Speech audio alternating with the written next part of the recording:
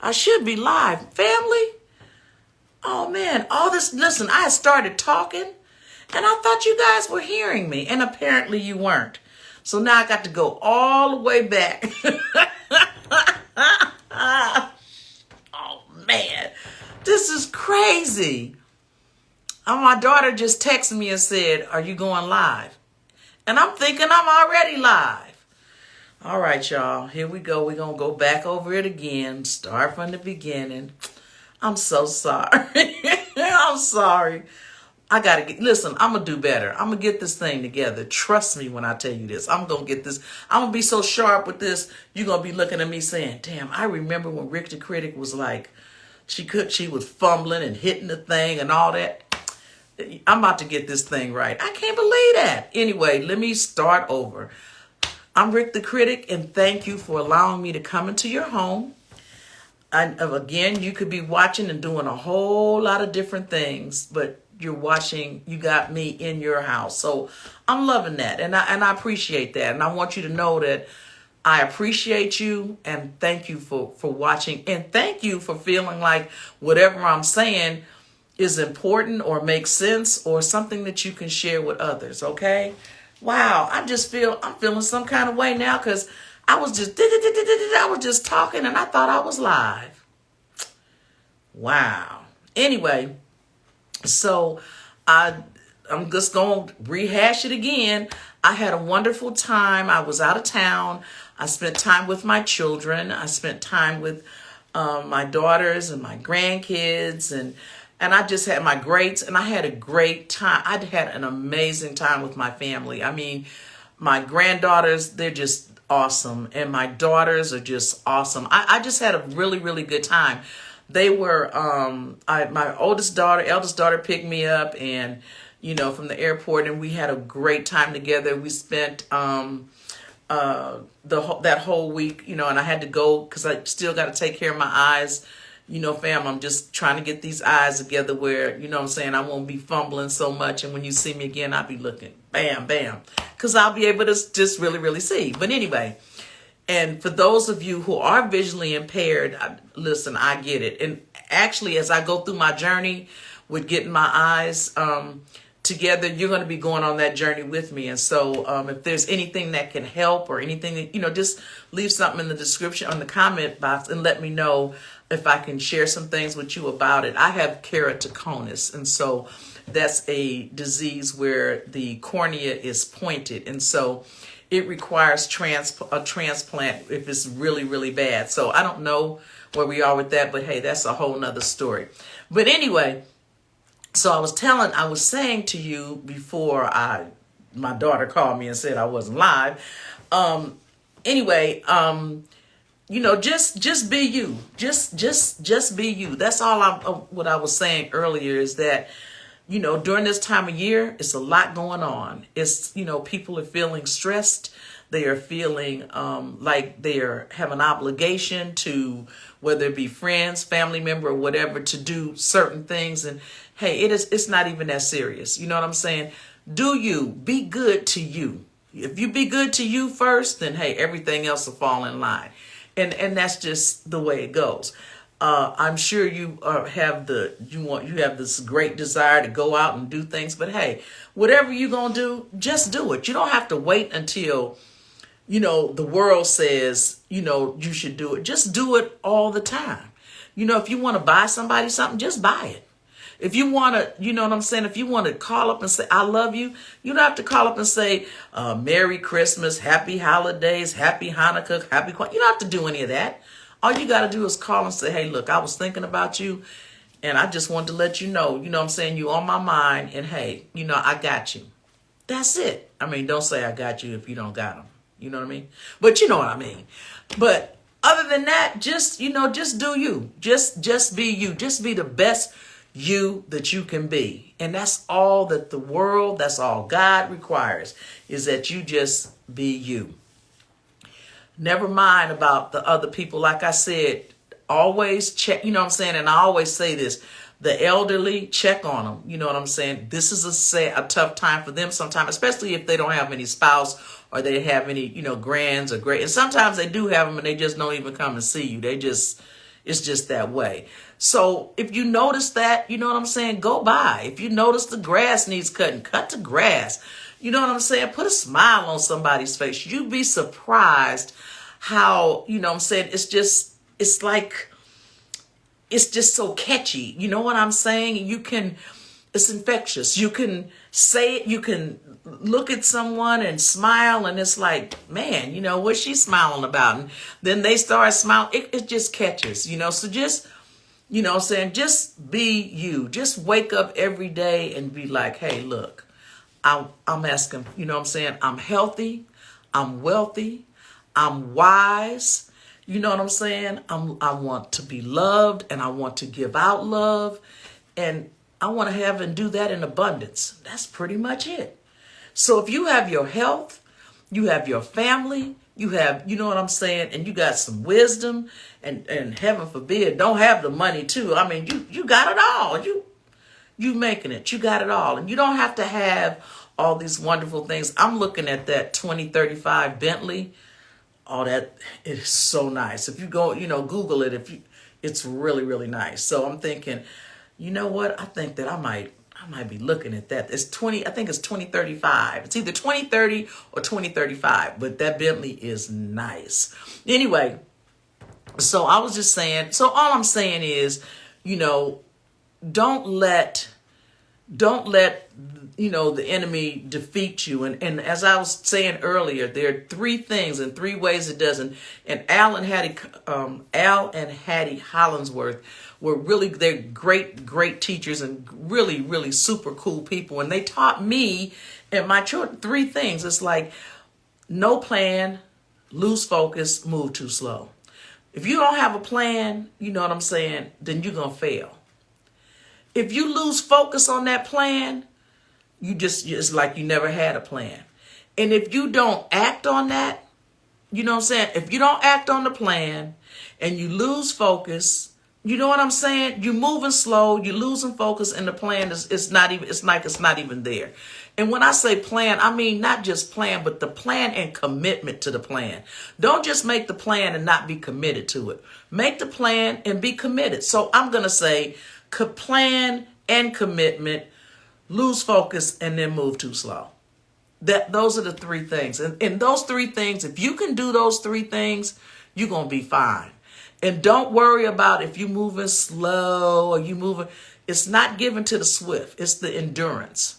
You know what I'm saying? I know my daughter used to say things like, you know, they may be smarter, but they can't outwork me, you know. And I would laugh and say, yeah, that makes a lot of sense. And my oldest daughter, who is like, wow, she comes up with all these ideas. And my other daughter, all my, like I said, my children are really amazing. They are amazing. And I'm not just saying it because they're my kids. I'm just saying that, you know, when I spend time with them, when I'm here away from them, you know, I'm not able to interact with people the way I would interact with them. And because they're my children and I'm their mother, you know what I'm saying? We have this arena where we just, you know, just talkative, active, and always brainstorming and just throwing things back on each other. So, and I thank God for that. I thank God that I have children that are active and they're mentally, you know what I'm saying? Because it could be a lot different. So I thank God for them, and I thank God for especially my granddaughters. Both of them are just truly, truly, truly amazing. And my grandsons are cool too. My youngest grandson is kind of like, you know, he's kind of cool. And my oldest grandson, he's real laid back. So, you know, but the girls are like, all my girls are energetic and active, and, you know, and I have a new girl coming, I think in April or either May. So I can't wait to see how she's gonna, you know, if she's gonna be, who's she gonna be like, Nikki, Vera, Ja, you know what I'm saying? She's gonna have a little bit of everybody because they all come from me. They're all connected through me. So that daughter has got to have something from my daughters, something from her siblings, you know what I'm saying? So it's going to be really interesting and really cool to see, you know, just how she comes out. So I'm excited, and, you know, I'll share that with you as we go on our journey. But anyway, as I said, I went down to down to the city to, for my eyes and stuff like that. So again, if you have a disease of the eyes or whatever, just in the comment box, let me know. And if there's something that I can share with you, I would be happy to share any information that I can that will help you to make that journey, because vision is very, very important. I can hear things, but and I don't mind hearing, but I prefer to see them, to see it. It's easier for me. I'm a hands-on kind of person. I'm not, an internet person. I like to see things. But anyway, I had a great time, and I'm glad to be home and and getting stuff together and doing doing the things I need to do. Okay, last week I told you I was talking about this guy had said something, and I commented on it. My kids, well, not both of my kids, because my oldest daughter, she didn't care. It was like, yeah, Mom, yeah. My middle girl was like, Mom, you can't say. It's like, I can say what I want to. I'm old enough to do that, and I don't care about it anymore. In my mind, it's like, look, the freedom to say what you want to, and I don't know if it comes with age or I don't know what it comes with, because as a little child, we do whatever we want to do. We kick, we scream, we say what we want to, yes, no, yes, stop, no. And then as we get older and they say that, we revert back to as you get older, your priorities are different. You say what you want to say. You know what I mean? And you're unapologetic. It's like, okay, I said it, I meant it, end of story. And that's what I mean. When I come on every Friday, and it's a joy for me to come on because I get a chance to say what I want to say. That's what this is all about. For me to talk to you as the critic, I'm talking to you about what's going on. I'm talking to you about, what I see and how I see things. And you don't necessarily have to see it the same way I do, because we agree to disagree. You understand? So if you see it another way, that's cool.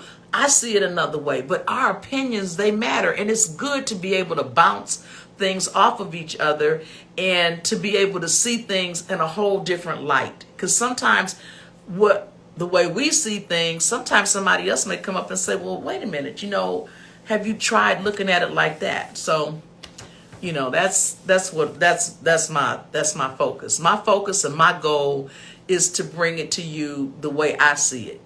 Whether you like it or not, you know what I'm saying? I'm going to respect your opinion and you're going to respect mine. And that's cool. That's how we do things. We don't have to fight. We don't have to cuss. We don't have to do none of that. We don't have to do the shenanigans. We could just say what we got to say. And it's like, you know what? I hear you, but no, I'm not looking at it like that. Or it's like, hey, that's another way to look at it. All right. So, hey, that's how it is. Shout out. I was thinking too, and I don't know, you didn't hear me earlier, but my girl Carla, my car was acting up, and like I said, I took it to the mechanics. I don't even gonna give them any more airplay and even say their names, because I'm so mad at them rascals. I don't know what to do. My car went in one way, came out another way, and just all of that. But anyway, my girl Carla, I asked her, I said, Carla, I need to find a mechanic, and she was like, hey, this sister here is resource. Listen, you want resources, you call Carla. And I don't mean about people. I'm talking about, she just knows a lot of people that do different things. And so when she said, yeah, I got somebody, I took my car over there. I was a little leery because it was getting dark, and I was like, oh man, I don't want to be in the dark. The guy got on my car and fix my heater, which, like I said, when I came into the first mechanic and the second mechanic, my air was working, my heat was working, everything was working. When I left out of there, they had this little dumb look on their face, like deer with the headlights on, like, I don't know what happened. It's like, hey, a player, when I bought it in here, it was working. It was working when I bought it in here. So why is it not working now? Well, maybe, and this is you want to really for real get my goat when you say, well, maybe it's old, the car is old. player. They got cars that been driving since 1930, 1940s. I see Model Ts and all kind of old-fashioned cars, you know what I'm saying, or classic cars on the street, and they still got all the original parts. So what that got to do? You know, come on, really? So anyway, the guy, shout out to Hugh. His name is Hugh, and he just, I mean, he went in there and hooked me up, and man, when I left out of there, I said, I don't see my lights on at the top. He said, look, he said, you were cold, and that's what I did. And that's what he did. He got the heat going on. I hit that thing, and I was like, oh man, I was almost drove past my house, because it was like, oh, this feels so good. Because the other day, you know what I'm saying, I had to roll the window down, and you know what I'm saying, I had to put a blanket on, a jacket and a blanket, because the car was fogging up. And so anyway, that was that thing. So that was for real crazy. So I'm driving with, you know, shivering and shit. Oh, I was so mad. And this is the part that really gets me. Once you pay them your money, you know what I'm saying, and then they don't fix your car right, and then they give it back to you like it's a blessing. Like, hey, hey, you know, just drive it. Let's see how it runs. No, fool. If you don't know what you're doing, just say that. Hey, look, you know what? Don't bring your car. You know, I'm looking at your car, and I really don't know how. This is not what I do. I only work on motors.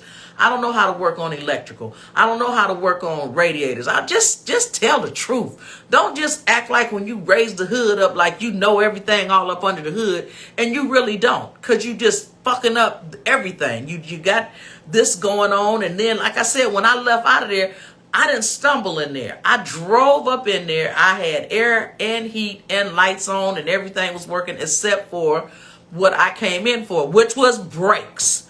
You know what I'm saying? And here we go with, you know, now I drive out. And then this is the part that really took it to me. I called him up and I said, look, I got to get, my car fixed. You know, I mean, I got to get the heat on. Oh, well, I can't. I'm so busy today and tomorrow. And could you bring it in Tuesday? And I'm pissed off, because in my mind, I'm thinking, you know what, player? I gave you my money, you know, and you said you fixed it. You really didn't fix it.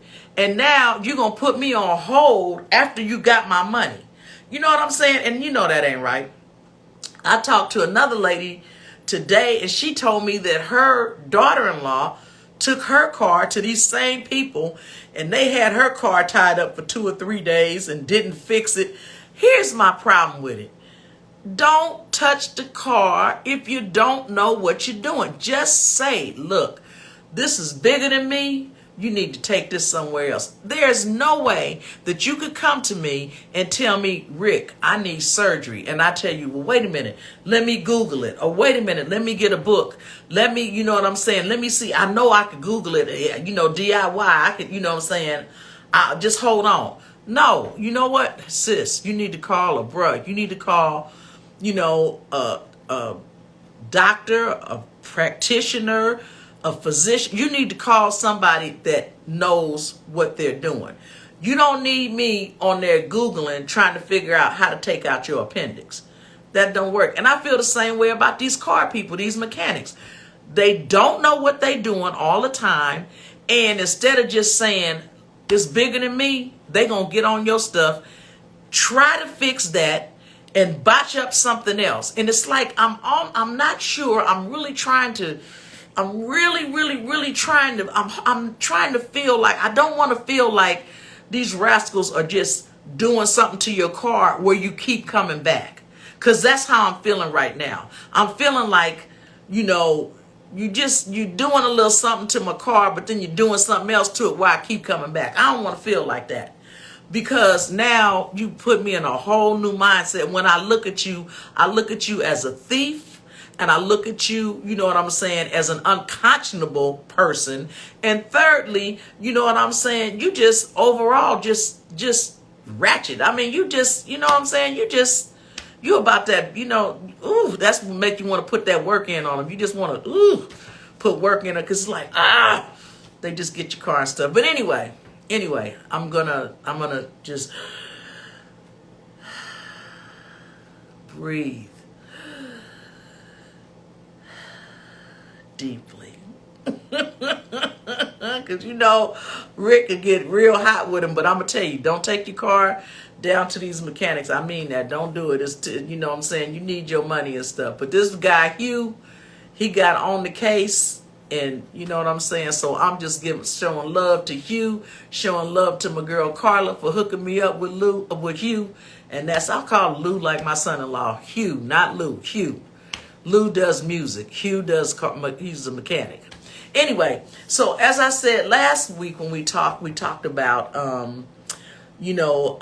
different cultures, different races of people that, have the same kind of shenanigans going on in their household. But because we don't go and eat with Asians every day, we don't go and eat with Hispanics or Mexicans every day, we don't go eat with black people every day, we don't go eat with white, you know what I'm saying? So we don't really know what's going on in their house.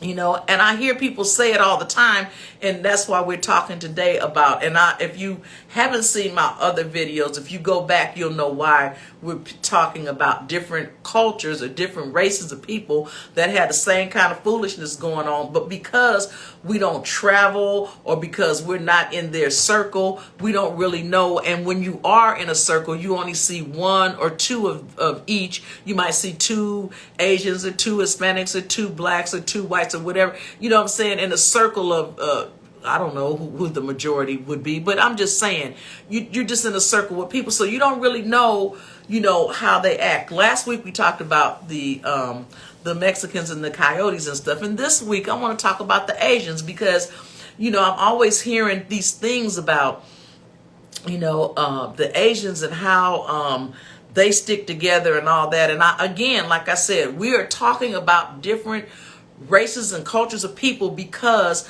we want to dispel this myth of black people only do black, you know what I'm saying?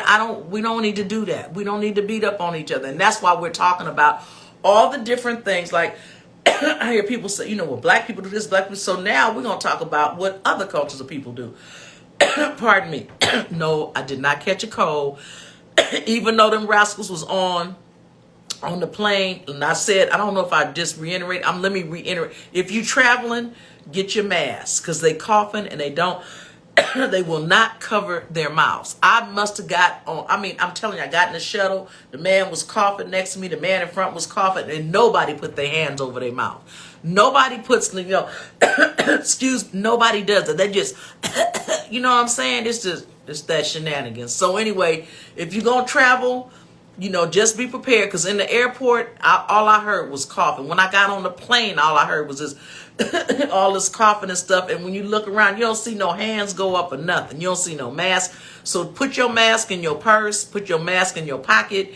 If you traveling and you don't hear that, because once I got, where I was going, I didn't hear a lot of I heard all of that when I got to Dallas. It was like, oh, what's going on here? So I don't know, but just for your own safety, like I said, and I'm not talking about COVID, I'm talking about the flu, I'm talking about just the regular old common cold. You don't need it. You don't need your family to be down with it because when you get it, then everybody in your house get it. You can't work. The kids can't go to school and nothing. Everything just kind of stops because some person was not, was just thoughtless. And instead of them being, courteous and thinking about what they were doing when they started coughing, instead of covering their mouth, whereas they wouldn't be contagious, they just, so now you got it. And you done gave it to somebody else, and then they gonna go to school and they gonna spread it to somebody else. If your kids are sick, keep your kids at home. If your tail is sick, stay your tail at home. It's better for you to miss 1 or 2 days of money and get yourself together rather than for you to go out there and contaminate everybody else and make not only you lose money, but they lose money. You done messed around and messed up 4 or 5 people's families because you don't want to keep your tail at home while you coughing. I got to make money. No, you don't. You got to keep your butt at home and take care of your business. Your goal is to make sure you are good. Go home, go to the sauna, Get you, if you got one in your building, go to the sauna, go in there and sweat, sweat, sweat. Get out, dry off really, really good. Dry off really good. Wrap yourself up. Come home. Take you a hot toddy. Get you some lemons, some honey, some cayenne pepper, some ginger, and some garlic. And boil that and drink that. Wrap up. Put some Vicks on your chest. Put some Vicks on the bottom of your feet. Wrap your tail up. Get in the bed. And in the morning, you'll be brand new. You will have sweated all of that out. It's only a day. You don't have to go out that next day, but at least you on the path. So you're going to sweat out. You're going to be good. Stay home another day. And if you can, stay home a third day and make sure that you all the way together. And then when you go amongst the people, you don't have to be concerned about that and how they feeling. Not only that, the other thing you need to do is get you some cod liver oil. It's kind of hard to find. Don't get that mint flavor. Don't get the cod liver oil. Take that, a spoonful of that, especially during this time of year. Get you a spoonful of that. It's nasty as heck. But get that and get you a lemon or orange behind it and squash that, just squeeze it in there. Take that, give it to your kids. If you give it to your kids, they not going to get sick when they go to school around all those other parents that are not as thoughtful as you, that send their little nasty kids to school with the little nose running and snot all over and all that. When yours go, they can have all of that going on. But if you have given yours cod liver oil every morning, you're going to build that immune system up. And when they go and come across those thoughtless parents, those kids are going, your kid is going to be all right. Your kid is not going to miss school. That one right there just going to contaminate everybody, but he won't be contaminating yours. And you don't want to be contaminated, because not just kids, but like I said, on the plane, they was just coughing and stuff, and nobody covering their mouth. So take you as an adult, you take you some cod liver oil too, and then that way you're going to be straight. So when they get to coughing, you can feel some kind of way about it, but you know what you've done and you know that you good. So do that and take care of yourself. You know what I'm saying? Make sure that you good, because you got a lot you got a lot of work to do. We got a lot of stuff to do. We got to get this reparation thing. We got to get this money, and we got to make some stuff happen. We got to get some businesses going on and all that other good stuff. You know what we got to do. But anyway, getting back to the Asians. So anyway, I notice a lot of oftentimes, people say, oh, they this, they that. Now, I was in Korea, and when I was in Korea, and this is the truth, honest to God truth. I'm walking down the street, and people are just bumping me, and nobody's saying excuse me. And I'm like, but there's so many people there that if everybody stops and says excuse me, they probably wouldn't have a voice at the end, because there's so many people, to the tune of they sleep on their roofs at night. You know what I'm saying? So they are culturally, you know what I'm saying? It's just a lot of them. So I don't think it's that they're rude. I think that out of all the Asian people, I think the Vietnamese people are probably I don't want to say less rude, because they can be kind of rude too. But what I'm saying is that because they come from a place where so many people, they tend to be not as courteous or thoughtful, because again, as I said, if they were to say, excuse me, sorry, they'd be saying that all day long, period. But anyway, so when I was in Korea, I saw a lot of different, like I said, and these guys, we were in a car, and there was a car in front of us, and the car that was in front of us honked its horn at the car in front of them. This guy gets out the car and just start whoop, whoop, whoop, whoop, whoop, whoop, whoop in the window, just comes to the window, just whoop, whoop, whoop, whoop, whoop. I'm like, wow. I mean, this is Asian on Asian crime, okay? All right. So then the next day, I'm going into the bank. I'm in the bank, got this much space right there. And I'm talking and looking around, and the Korean comes from all the way over in the corner and slides right in front of me, just like it was nothing. I'm like, excuse me? What the ham sandwich is going on here? So he comes in front of me, and he looking at me like, hey, you gave me a space. So they rude, there's so many people again. So they rude like that. Then A couple of days after that, I'm down under the tunnel, and I'm buying some scarves and buying some things. And this lady, she's sitting on the steps, and we selling, we negotiating, we talking, and these kids, a bunch of youngsters, they jump off of this bus. They come down in the tunnel, and then the police are there because they don't use guns. They have sticks. So they fighting with sticks, and they just fighting each other, and they fighting. I'm like, wow, so the lady, she and I are still negotiating a deal, and she's looking at them come down the steps into the tunnel. She's looking at the police coming toward these students, and she don't move. But once they converge, she swoops all her stuff up, and hey, I'm following the lead. It's like, hey, let she go, I'm going too. So I go. So anyway, they're fighting them. They just fighting. And also in Korea, they're not allowed. You can't give them tips. I know when we stayed in a hotel, we weren't allowed to tip them. So, I laugh when you go into some of these places, and it's like, a tip. It's like, where you live, you don't get a tip.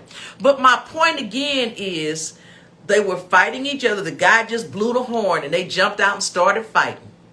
Then, like I said, they walk down the street, they always bumping somebody, and it's like, wow, so it seems like they're rude as hell, and they probably are. But again, like I'm saying, I was there. So I saw how they deal with each other, and they're confrontational, and they fight each other. Just like you talk about black people fighting each other, the Asians do the Koreans was doing the same thing. They was fighting each other, and about nothing, because a man blew a horn. So don't let nobody tell you about, well, you guys fight. I'm telling you about them. And like I said, every Friday, I tell you about each and every culture and how they do things. They was fighting each other about nothing. They were fighting because the man blew the horn at the other man. He jumped right out the car and just started getting right with it, started putting that work in on him. And I was like, isn't this something? But you got to travel to see that. Because if you don't travel, people will tell you anything. Now, and I say, hey, read a book. But hey, if you can't read, it's so inexpensive to travel. You can get a passport for $100 and something. I don't know, because I've had a passport forever. But I think they may be $150, maybe $100. It's nothing. It's nothing. It's not. It's cheaper than what you doing when you blowing money off. You know what I'm saying? If you're talking about $5 a day, that's $150, right? Is that $150? So if you just kick $5 a day, in a can, at the end of the month, you could get a passport. It's not expensive to travel. If you want to cruising from July, August? I think August through all the way to like January, February is real cheap because it's hurricane season. So the tickets are very cheap. So you might get on a plane. Don't get on Carnival, because Carnival is for kids. If you an adult, you know what I'm saying? And when I say adult, I mean like over 45. You don't want to fool with Carnival. Carnival is for youngsters, and it's just that kind of thing. But 45 and up, you want to get on Princess or something, Royal Caribbean, something that's, where you're going to meet people that you can network with and possibly do business with. So my suggestion would be 45 and up. And those kind of cruises like that, you could cruise maybe for 7 days, 6 days and 7 nights or something like that for maybe like $400, $500. When you look at those those what do you call them, the agencies and those travel agents, and they like, oh yeah, we can do it for $1,500. Yeah, you don't have to, it's not that expensive. And you can also, if you just really want to get all the bells and whistles, you can pay on those vacations. You can pay on them every month. Sears has it. There's another travel where you can just pay, especially with cruises, you can pay a little bit now and pay every month until that thing is paid up. You ever wonder why you see families with 5 and 6 kids and they're all going, out of the country, or they're all traveling, and you're like, wow, they must have a lot. Nah, they just start saving in January. They start putting $100 away or $200 away every month until the trip is paid up. And they pay it, and then they give their family that experience. And you should give your children that experience. Your children need to see that there's another way of life outside the United States. And oftentimes for us, it's a lot better. It's a lot better life. So, save your money up. You know what I'm saying? You don't need no new car. When you drive a car off the lot, it's already, you know what I'm saying? It's already, depreciated. So forget about that. You know what I'm saying? You spend more money fooling around at McDonald's and going to some of these eateries that are like really, really expensive. Give your family the experience of traveling out of the country. I don't mean going from here to grandma's house or going to Uncle Pookie, Uncle Aunt Peach's house. No.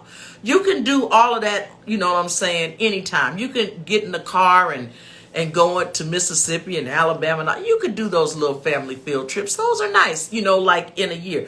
But once a year, scoop your kids up and take them to places that they would never go. The exposure is unbelievable. I mean, it's like you don't know.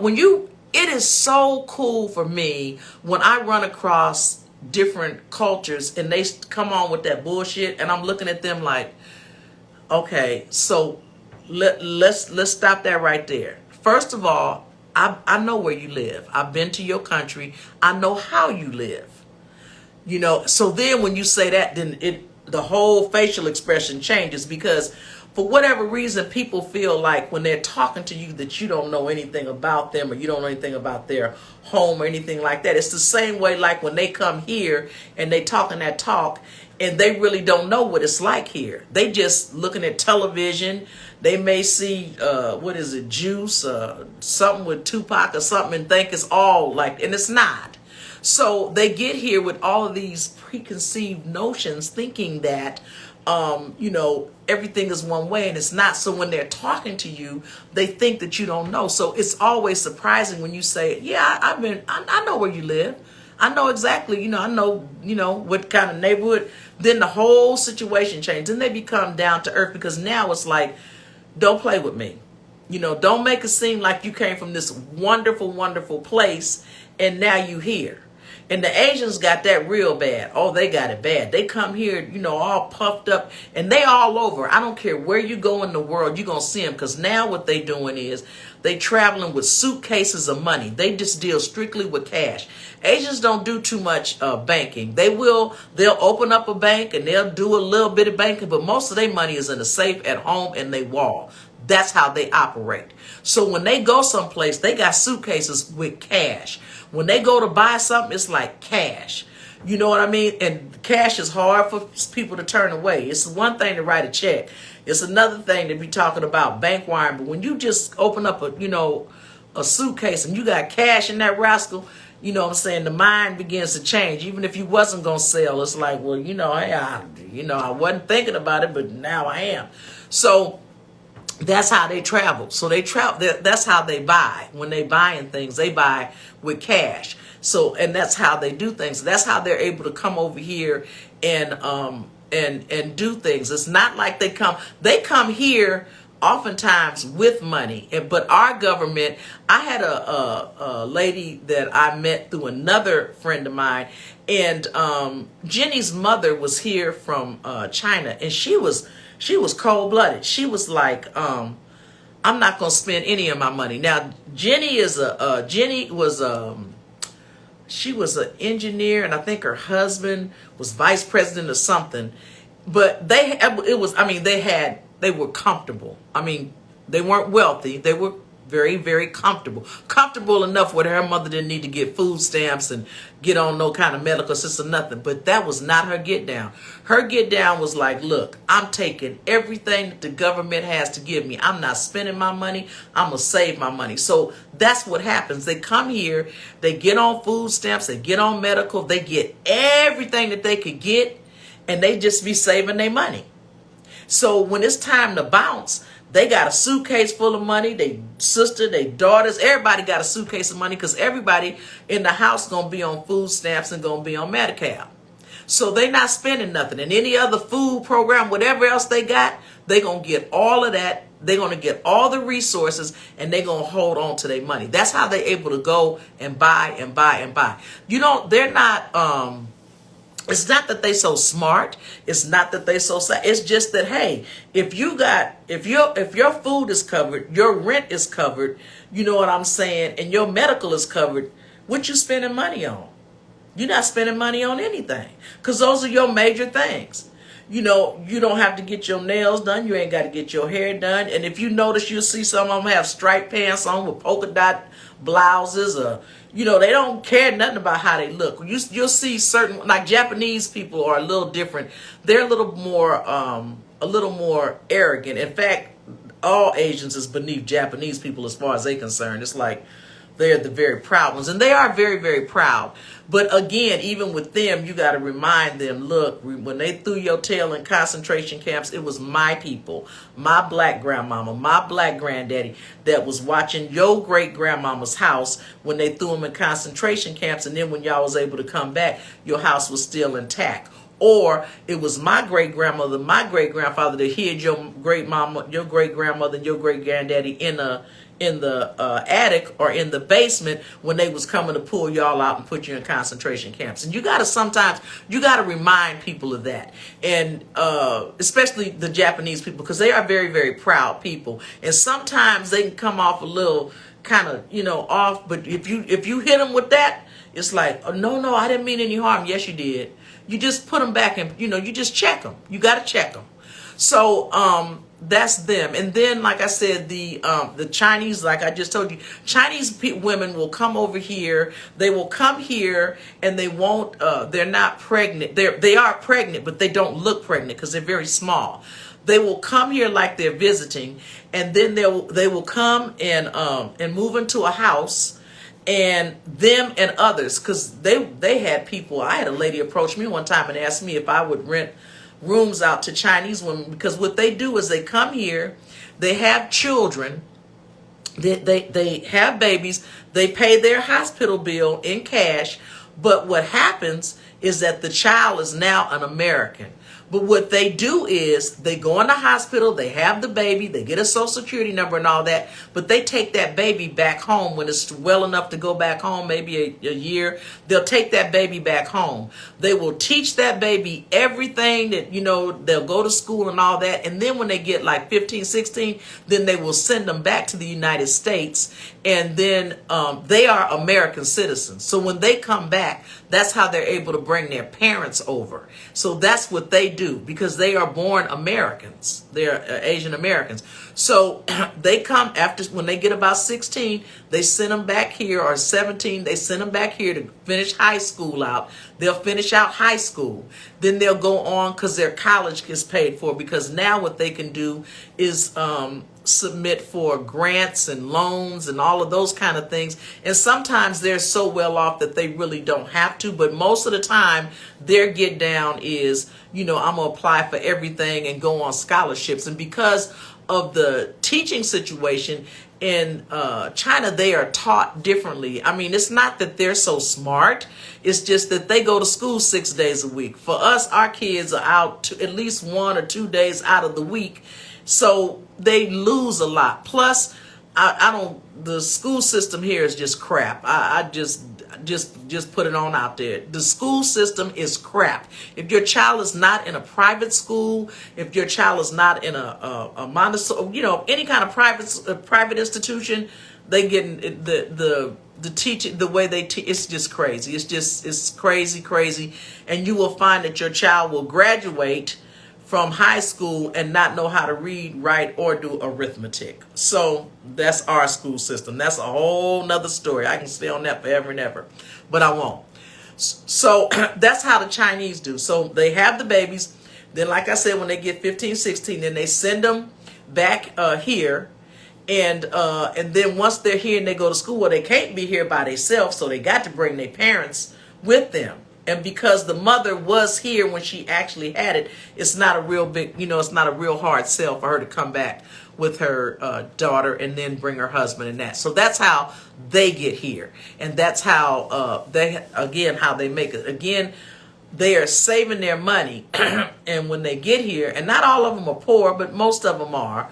It's not a lot of them. Most of these people that come here, you'll find very few that are well-to-do. There are some that come. There are a lot that come here that are well-to-do, but most of them, they don't have anything. They have nothing. They depend solely on our resources, all our resources for food, shelter, and clothing, and businesses. You know, they will go, the Asians will go to the bank. They will take out loans, and when they take those loans out, they will be Sun Young Lee. They will bankrupt. What they will do is get a business. They will work that business for X amount of years, and then they will sell that business to another Asian. And then they might file bankruptcy. If they file bankruptcy, you know what I'm saying? You know what I'm saying? We know how bankruptcies work. So after a while, they can come back with that same name, or they could change it back to Yi Long Song and be a totally different person, totally different paperwork, and get a whole new loan. That's how they do. And Wells Fargo, they embezzled so much money out of Wells Fargo. They were livid. At one time, a few years ago, they was coming in there. They was hitting Wells Fargo so tough about money. It was crazy. It was just crazy. They was for real getting them.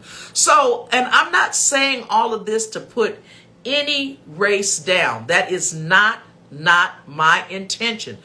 What I am doing is enlightening you and letting you know that they do things that they sit back and look at, you know, like, and it don't even have to be you. That's the part. That's why I'm saying all of this, because people want to always attach us to the negative. If a black man or black woman goes out and commits a murder, whatever, it's not that black woman or that black man. It's like, ooh, them black people, they out there killing people. Them, you know, they just kind of group us up like we all did the killing. And we didn't. And this is my reason. This is why I'm explaining and saying all of these things. Again, like I said, this is not about bash Asians, bash Mexicans. This is not a bashing thing. This is to enlighten you and let you know that what you deal with on an everyday basis is the same thing everybody else is dealing with on an everyday basis, but you just don't see it because you're not in their circle, or you've not been into their country. So again, like I said, they do some crooked stuff too. And when you want to talk about pirating, come on. I mean, how many DVDs have you bought? You know what I'm saying? It had the little Asian, you know, had the little Chinese or Japanese, whatever at the bottom of it, Korean or whatever at the bottom of it, and then have these crystal clear movies. You know, come on. You know, that's pirating. I remember Tariq Nasheed saying that they were that somebody had he had, I think it was Hidden Colors 5 or something. Anyway, they had somehow got a hold to his stuff, and Customs got a hold to it, and it was a whole, you know, just a whole box load of, you know what I'm saying, crate loads full of his DVDs that had come from China. So, you know, that's stealing. That's straight cold stealing. So, you know, all I'm saying again, like I said, this is not a bash. This is about just letting you know what other people are doing too. They doing some crazy stuff too. They culture's doing crazy stuff. So, like I said, we can recap all of it. We can go back over it, but I'm just saying to you that everybody has got something. Next week, we're going to be talking about another culture, you know, but today it's the Asians. You know what I'm saying? It's the Koreans. It's the Vietnamese. The Vietnamese are a little different. They have a little more heart for black people. But Tippi Hedren, you know, the lady that played in The Birds, the Birds was hitting, you know, the blind lady. When she went over there, she taught them how to do nails. And what happened is they learned how to do nails and stuff. And that's how they come over here and do these little nail shops. It's not like they just, and you could do it too. You know what I'm saying? You just would rather pay to get your nails done than open up your own nail shop, because you can. It was a girl, my girlfriend was telling me there was a all black nail shop in, I think it was either Lakewood or Long Beach, and it just went down. She said she went in there, the customer service was crazy. You had to wait a long time and all that. You know what I'm saying? It just got crazy. But what happened was The Vietnamese came right on in there, kept the same pink and black colors and stuff, and came in there and started running that business like they do. You gotta understand too that you have to have capital to stay in business. And most of the time when we go into business, we start off with a shoestring, and we don't have that capital to back us up. We don't have anybody. We don't have a rich uncle or rich aunt to say, baby, if it's going down here, here's $1 million to keep. We don't have that. So we go in sometimes operating on a shoestring, and then if we have bad management, then we got something else going on. But not everybody, because I see a lot of black, businessmen and businesswomen. We just have to learn our priorities and we need to learn how to start putting our money in the right places to make it work for us. That's all we need to do, because it's not like we don't get it. I've seen, sisters, young sisters with kids and stuff. I mean, clean. Kids clean, they clean, got on, designer tennis shoes and all that. And my suggestion with that is, hey, listen, I did an experiment one year with my children. They were young. And what I told them, I said, listen, you guys, I said, I'm going to show you, when you're talking about designers, we're going to do an experiment. So what I did, I had my children, I used to teach Saturday school. So I had my children and some other children. I said, we're going to call, each one of you call 10 stores. And those 10 stores, when you call them, you tell them, listen, I'm looking for those one-on-ones. Do you have them? I said, each one of you. So that was their assignment. I said, and when you come back, I want to hear what you say. Now, some of them came back and said, yeah, the first 2 or 3 we called, they said, what? The next 2 or 3 is like, oh no, we just ran out. We don't have them anymore, but we'll have some next week. Oh yeah, we just sold our last pair. The majority of them, all of them, before the 10th call was made, between that 4th and 10th call, those people were saying, oh yeah,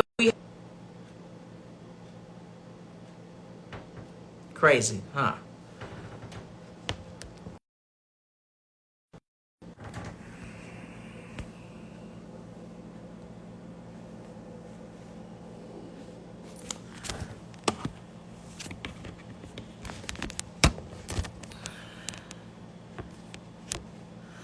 Okay, y'all, I'm back. I thought I saw something that looked kind of blank. That's why I said, wait a minute, let me see what's going on. But anyway, as I said, that's that culture. But listen, my time is up. I am so happy to have had this chance to share with you. I hope that, you can take something back and understand a little more about the culture of people. And you know what I'm saying? Just just understanding what's going on is the first step of, you know what I'm saying, really beginning to build a relationship with others, and, to enlighten and to encourage yourself, and let, you're not out here alone. They got crazy aunt and uncle. They got crazy Uncle Joes and crazy Auntie Poochies or Peaches, out there. So everybody's got them.